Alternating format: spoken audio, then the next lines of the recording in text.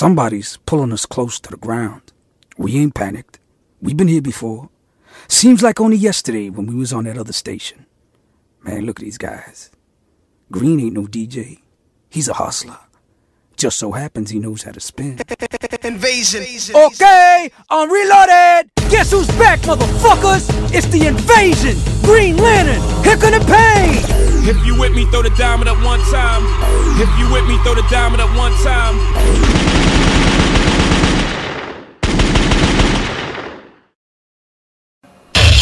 The hotel door kicks in and flies open like a police SWAT team is raiding the place. JP jumped up and leaped like a jack-in-the-box to his feet, only to be knocked down by a blunt object to his head. Dazed and confused, he began to realize what has happened as his eyes focused and visions became clearer. Payday had busted into his room, catching him slipping and off guard, then hit him with the butt of his gun. Yeah, nigga, I told you I'd be seeing you. Payday spoke in a told you so type way. JP had a gash on his head leaking blood like a faucet and was still seeing stars. Payday closed the hotel room door and continued to speak. What's cracking, cuz? Oh wait, should I say pimping? Yeah, what's up with all that slick shit now? What you got? What? Cat got your tongue? Don't tell me the pimp is lost for words. I mean, he said we could get into some gangster shit, right? Payday cocked back to Nina and pointed the weapon in the direction of JP, who was on the floor next to the bed on half his side, bleeding like a pig. Nigga, where your stash at? Payday asked, serious as Doughboy and Boys in the Hood when he went to avenge his brother's death. Man, why you doing this? We supposed to be pimps. What part of the game is this? JP pleaded to no avail. Nigga, you knew what it was that night. I told you I didn't give a fuck about your pimping, but you thought I was playing. You thought it was a joke. Tell me something. You think I'm joking now? Payday said, grinning with an evil smile like the Joker on Batman. So you say you gonna kill me over a bitch? Only if you don't do what the fuck I say.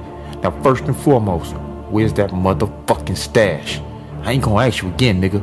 Next time, I'm gonna let my bitch Nina do the talking. Payday said, still pointing an eye in JP's face. JP knew he couldn't give up his stash, not for the fear of giving up his money, but because he felt like once he did that, he was a dead man. There was no way Payday was gonna let him live after this. Too much had happened. JP knew his only chance was to get that motherfucking gun out his hand. Then it was on. Think fast, JP, think.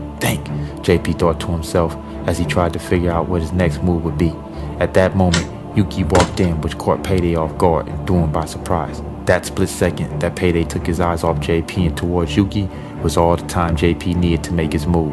JP grabbed the barrel of the 9 as it went out inches from his face.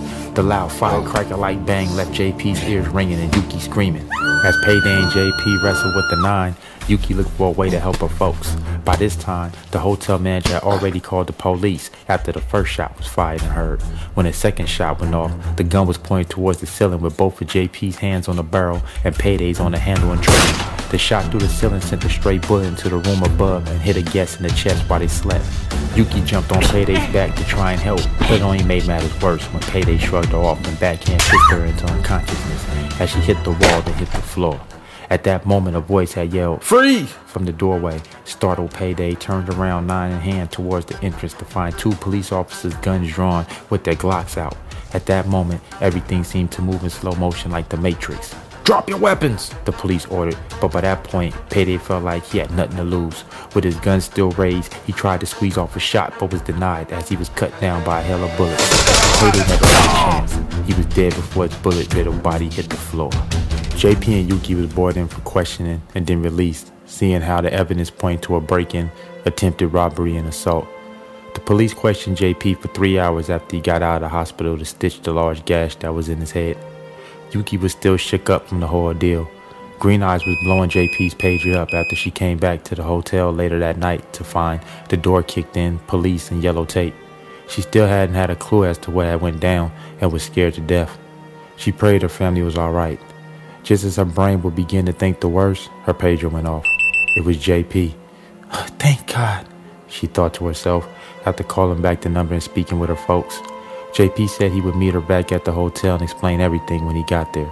Also, they was leaving San Francisco tonight.